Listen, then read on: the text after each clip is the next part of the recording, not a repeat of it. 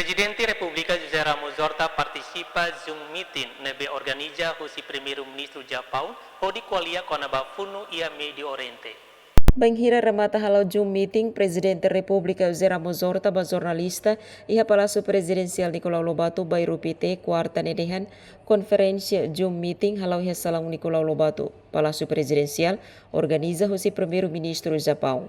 Presidente dehan crise ne impacto laos det ahi nebe lorong-lorong precisa iha malaran iha fábrica mabe precisa iha fating hotu.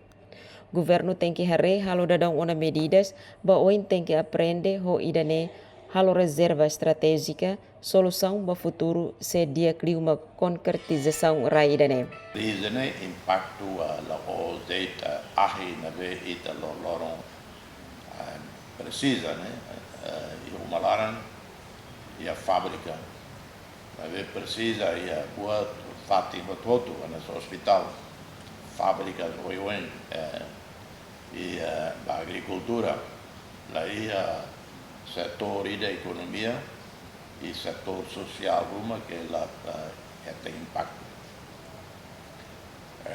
Então agora lá ia a estratégia aí da muito nessa comum e a Ásia ou mesmo a ASEAN a tu enfrenta crise no né.